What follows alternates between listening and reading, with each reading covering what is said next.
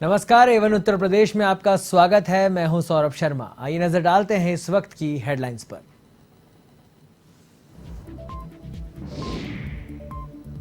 NDA की राष्ट्रपति पद की प्रत्याशी द्रौपदी मुर्मू ने भरा नामांकन। मुख्यमंत्री योगी बने मुर्मू के प्रस्तावक। राज्य के विकास को लेकर कई केंद्रीय मंत्रियों ने भी की मुलाकात।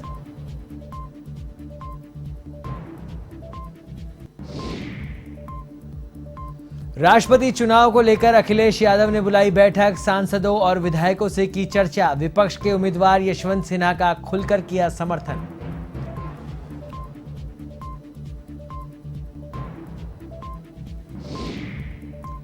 लोक निर्माण मंत्री जितिन प्रसाद ने किया नगरिया खनू पुल का लोकार्पण। 46 करोड़ रुपए की आई लागत। अधिकारियों को दिए सड़क निर्माण के निर्देश।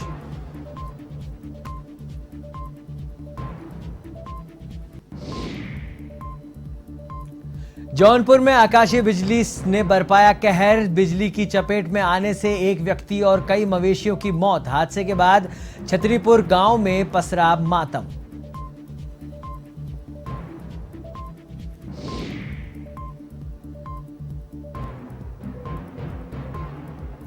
पीलीभीत बस्ती मार्ग पर सड़क हादसा। ट्रक और बस की भिड़ंत में 2 की मौत। 1 दर्जन से ज्यादा लोगों की घायल होने की सूचना। अस्पताल में कराया भर्ती।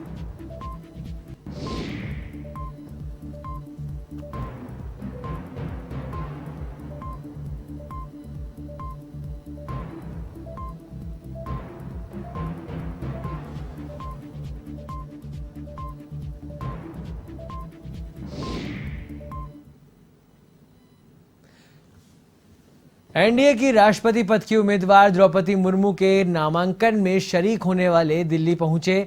उत्तर प्रदेश के मुख्यमंत्री योगी आदित्यनाथ भी दिल्ली पहुंचे। शुक्रवार को कई केंद्रीय मंत्रियों से मुलाकात की।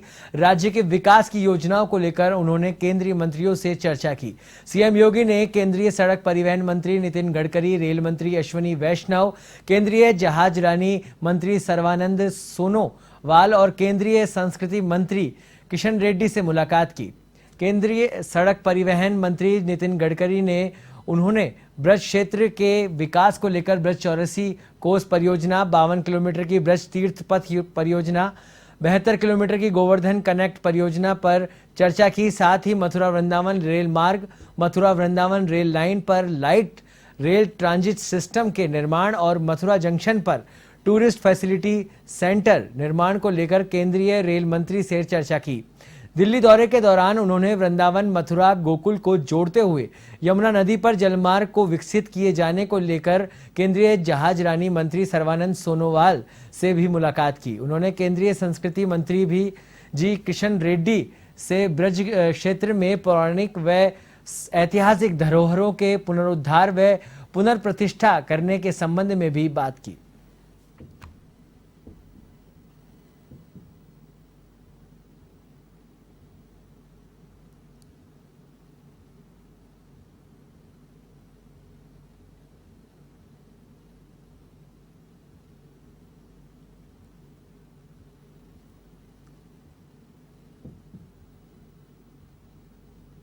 राष्ट्रपति चुनाव से पहले सपा प्रमुख अखिलेश यादव ने राजधानी लखनऊ में समाजवादी पार्टी के सभी सांसदों और विधायकों की बैठक बुलाई। जहां बैठक में विपक्ष के उम्मीदवार यशवंत सिन्हा को यूपी से अधिकतम वोट दिलाने के लिए अखिलेश यादव ने मंथन किया।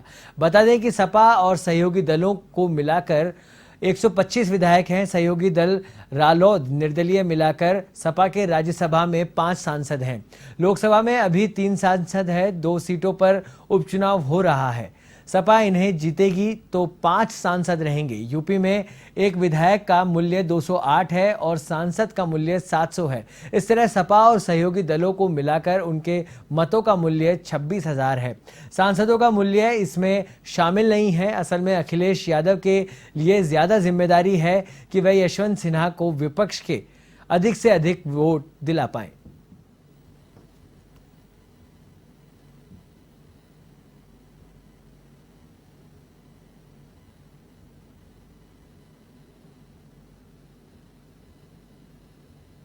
बदायूं जिले में लोक निर्माण मंत्री जितिन प्रसाद ने 46 करोड़ के नगरीय खनु पुल का लोकार्पण किया। इस मौके पर उन्होंने जिले में प्रस्तावित एक सड़क को लेकर अफसरों की चुटकी ली।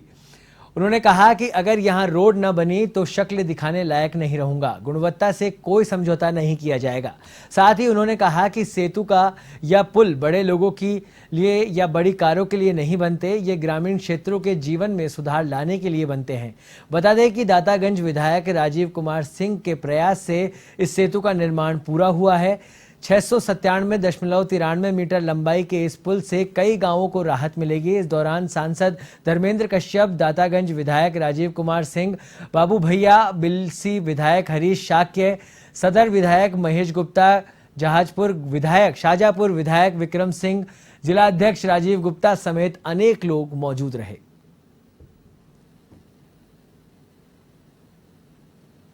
बदायूं जनपद खास महत्व रखता है उत्तर प्रदेश सरकार के लिए और मेरा यहाँ थोड़ा शांति बनाए सीधा संवाद जनता से हो। आज ये 45 करोड़ का सेतु का जो लोकार्पण किया ही जा रहा है, मगर तमाम योजनाएं जो यहाँ की सड़कों को स्टेट हाईवे में कन्वर्ट करना, डिस्ट्रिक्ट रोड्स को मेन डिस्ट्रिक्ट MDR में लाना, तमाम और सेतु अभी बाहर निकले विस्तार से चर्चा की है। माननीय सांसद धर्मेंद्र जी, कश्यप जी और हमारे विधायक लोग जितने भी हैं, बाबू भैया से लेके इसी वाले विधायक जी और हमारे सदर के, और सबसे चर्चा करने के बाद एक रूपरेखा तैयार हो रही है। कार्य योजना शीघ्र उसको फाइनल करके मुख्यमंत्री जी तक पहुंचाई जाएगी और बदायूं जनता। उत्तर प्रदेश के जौनपुर में आकाशीय बिजली मौत बनकर टूट रही है। यहां जलालपुर थाना क्षेत्र के पराऊगंज छतरीपुर गांव में आकाशीय बिजली की चपेट में आने से एक व्यक्ति समेत 2 मवेशियों की मौत हो गई। घटना की सूचना पाकर पहुंची पुलिस ने शव को अस्पताल की मोर्चरी में रखवाया है।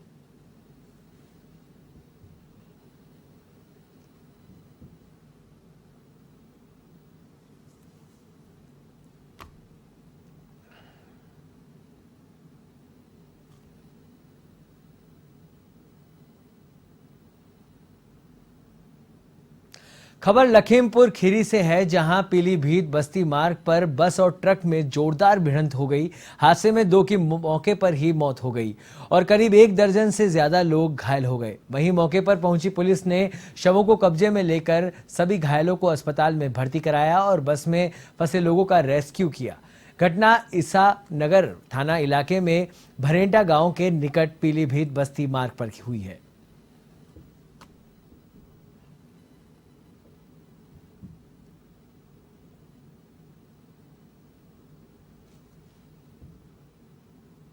उत्तर प्रदेश में उन्नाव में एसओजी ने बड़ी कार्रवाई करते हुए 12 जुआरियों को गिरफ्तार किया है। एसओजी की टीम ने आरोपियों के पास से 3,47,000 की नकदी, 1 कार, 6 बाइक और 11 मोबाइल भी बरामद किए हैं। कार्रवाई के बाद बीघापुर थाना पुलिस ने मामले में एफआईआर दर्ज करते हुए जांच शुरू कर दी है।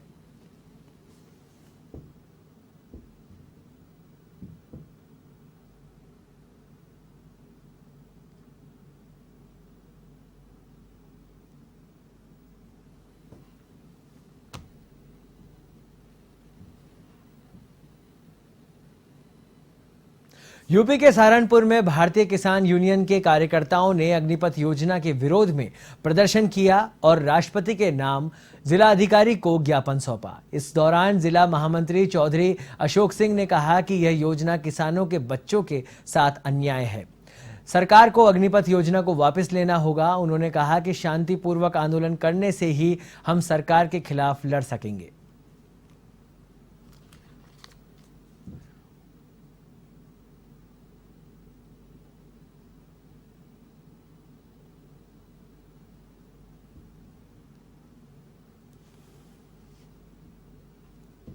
ये संयुक्त किसान मोर्चा के आह्वान पे जो सरकार, केंद्र सरकार अग्निपथ योजना लेकर आई, देश के जवानों को सीमा पे अपने प्राण देने के लिए केवल 4 साल का मौका देना चाहा।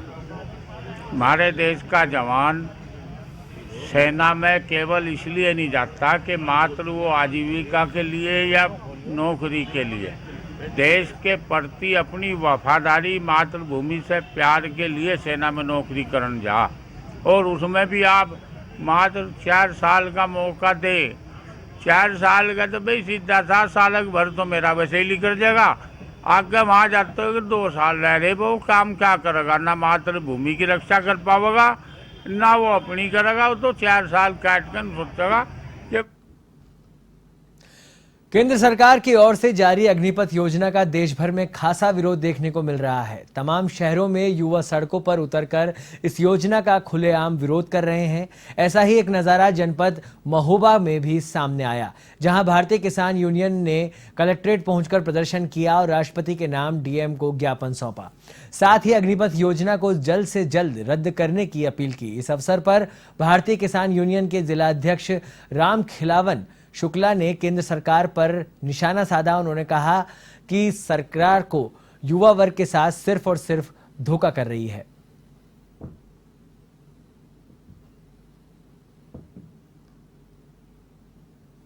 मांगे हमारी है जो सरकार नया कानून लेके आई है अग्निपथ योजना, जो कल के लड़कों का भविष्य खराब होना है। किसान के बच्चे हैं, मजदूर के बच्चे हैं और उनका 4 साल मात्र नौकरी मिलना है। 4 साल बाद वो रिटायर हो जाएंगे, फिर कहाँ जाएंगे।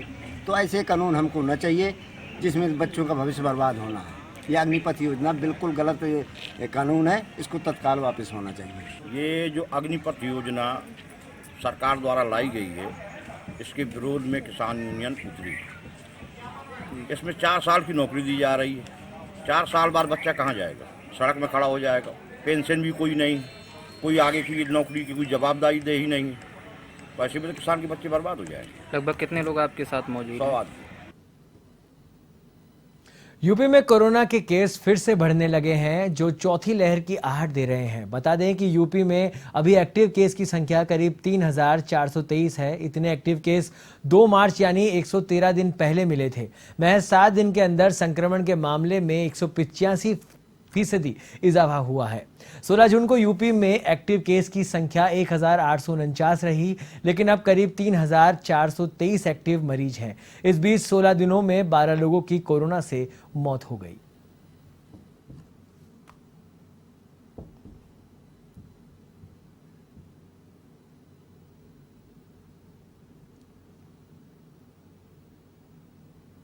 यूपी के फिरोजाबाद में तेज रफ्तार बस ने बाइक को टक्कर मार दी। इस हादसे में बाइक सवार 3 लोगों की मौके पर ही मौत हो गई। हादसे की सूचना पाकर पहुंची पुलिस ने तीनों शवों को अस्पताल की मोर्चरी में रखवाया। पुलिस के मुताबिक जन्मदिन की पार्टी कर लौट रहे तीनों दोस्त नारखी क्षेत्र के कोटला रोड पर बारात से भरी बस की चपेट में आ गए। इधर घटना पर मुख्यमंत्री योगी आदित्यनाथ ने दुख जताया है।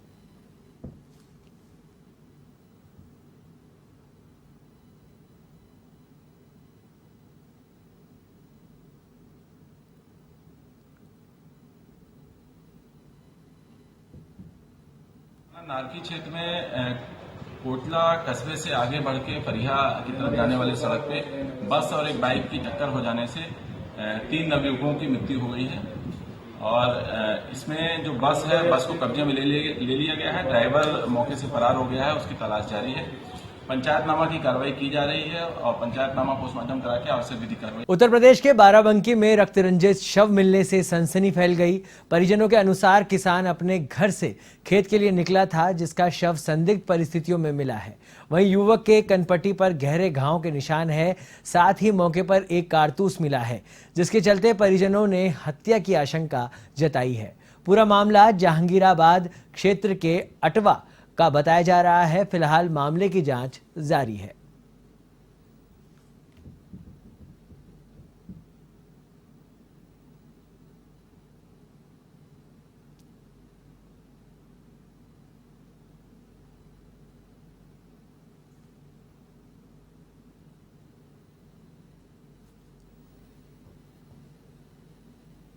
यूपी के लखीमपुर खीरी में प्राथमिक विद्यालय के प्रधानाचार्य ने शिक्षा मित्र से मारपीट कर दी। शिक्षा मित्र की जूतों से पिटाई का वीडियो सोशल मीडिया पर वायरल हो गया। पूरा मामला लखीमपुर के प्राथमिक विद्यालय महंगू खेड़ा का बताया जा रहा है।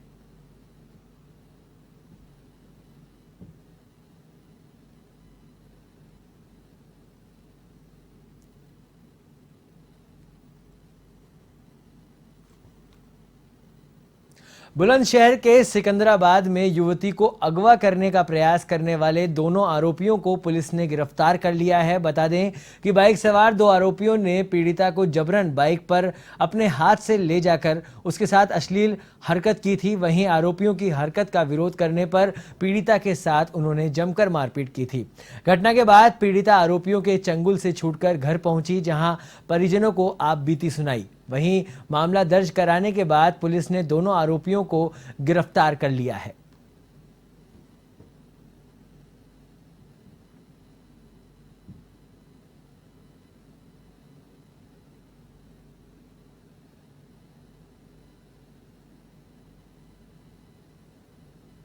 कोतवाली सिकंदराबाद में वादिया सायरा पत्नी सलाउद्दीन निवासी सिकंदराबाद की लिखित तहरीर दो अभियुक्त सुहेल और अनस जो कि ऊपरकोट के रहने वाले हैं, इनके द्वारा वादिया की पुत्री के साथ अश्लील हरकतें करना, गलत हरकत करने का प्रयास करना, जबरदस्ती मोटरसाइकिल पर उठाकर ले जाना के संबंध में उचित धाराओं में अभियोग पंजीकृत किया गया है। दोनों अभियुक्तों को गिरफ्तार कर लिया गया है।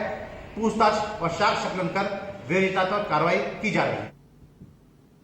खबर यूपी के हरदोई से है, जहां ग्राम पंचायत खटेटा में मजरा मदनापुर निवासी एक दिव्यांग को प्रधानमंत्री आवास का लाभ न देकर भ्रामक आख्या उच्च अधिकारियों को भेजे जाने के आरोप में न्यायालय के आदेश पर 3 ग्राम विकास अधिकारियों और वर्तमान एवं पूर्व प्रधान के खिलाफ अभियोग दर्ज किया गया है। बता दें कि मजरा मदनापुर गांव निवासी नन्हे सिंह शारीरिक रूप से दिव्यांग है, साथ ही उनके घर के हालात आर्थिक स्थिति से खराब है। ऐसे में पीड़ित नन्हे ने अपने निर्धन पात्रता के तहत सरकारी योजना में आवास और शौचालय के लिए आवेदन किया था, लेकिन सरकारी अधिकारी और जनप्रतिनिधियों की लापरवाही से नन्हे अपने आशियाने से वंचित है।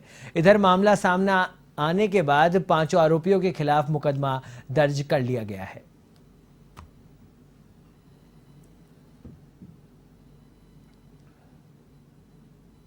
थाना हरपालपुर का मामला है, जिसमें नन्हे सना फूल सिंह निवासी मदनापुर कठेटा थाना हरपालपुर, इन्होंने न्यायालय में प्रार्थना पत्र दिया था कि 3 ग्राम पंचायत अधिकारी और वर्तमान प्रधान तथा पूर्व प्रधान ने उनके साथ शौचालय व आवास को लेकर के उनकी गलत रिपोर्ट भेजी थी, जिसकी वजह से उनको आवास और शौचालय नहीं मिला। इसी बात को लेकर के उन्होंने न्यायालय में प्रार्थना पत्र दिया था। न्यायालय ने उस पर आदेश दिया मुकदमा पंजीकृत करने का। 5 के विरुद्ध पूर्व धाराओं में मुकदमा पंजीकृत किया गया है। पुलिस विवेचना कर रही है, जो भी साक्ष्य पाए जाएंगे उसके आधार पर कार्रवाई की जाएगी। हापुड़ के प्रहलाद नगर में चल रहे अवैध गर्भपात सेंटर पर एसडीएम सदर दिग्विजय सिंह ने स्वास्थ्य विभाग और पुलिस के साथ छापेमारी की। इस छापेमारी में दौरान सेंटर संचालक और मकान स्वामी फरार हो गए। वहीं मौके में से टीम ने गर्भपात के उपकरण, डिलीवरी के सामान, एक्सपायरी दवाइयों सहित अन्य माल बरामद किया। साथ ही सेंटर से विभिन्न विभागों की मोहर और मार्कशीट भी बरामद हुई है। ऐसे में टीम ने सेंटर को सील कर दिया है, जबकि आरोपियों की तलाश जारी है। ये एक शिकायत प्राप्त हुई थी कि यहाँ पे एक अवैध रूप से एक अबॉर्शन किया जा रहा है। अबॉर्शन के द्वारा और भी विभिन्न माध्यमों से यहाँ पे अनैतिक कार्य किए जा रहे थे। तो उस शिकायत के बेसिस पे मैं और सीएससी प्रभारी हमारे, उनके द्वारा यहाँ छापामार कार्रवाई की गई थी। तो सर यहाँ पे बताया जा रहा है मोहर भी मिली है, कुछ डिग्री वगैरह भी कुछ प्राप्त हुई है? हाँ, इसमें कुछ मोहर मिली हैं, जैसे उसमें हमारे बीएसए हापुड़ और बीएसए गाजियाबाद और विभिन्न मोहरें हैं, और साथ में ही हैं विभिन्न दवाइयाँ जो बिल्कुल इलीगल हैं, तो उनके खिलाफ बिल्कुल इनके।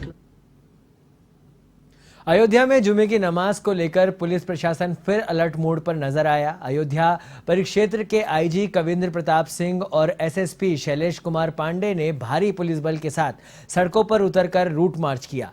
एसएसपी शैलेंद्र पांडे ने कहा कि शहर में जोनल सेक्टर और सब सेक्टर व्यवस्था लागू की गई है, जबकि शहर भर में धारा 144 लागू है। इधर संवेदनशील स्थानों पर पुलिस की निगरानी बढ़ा दी गई है और सैनिक बलों की तैनाती भी की गई है, जबकि सभी धर्मगुरुओं से भी शांति व्यवस्था बनाए रखने की अपील की गई है।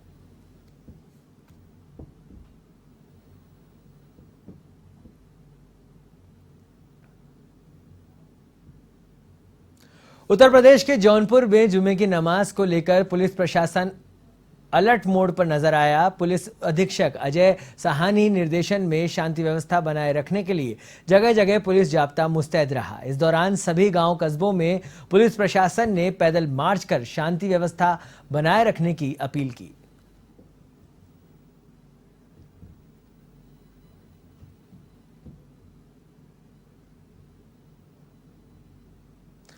यूपी के बुलंदशहर में भी जुमे की नमाज को लेकर चप्पे चप्पे पर पुलिस फोर्स तैनात की गई है। यहां संवेदनशील इलाकों में ड्रोन कैमरे से निगरानी रखी गई है। वहीं पुलिस के आला अधिकारियों ने लोगों से शांति बनाए रखने की अपील की है।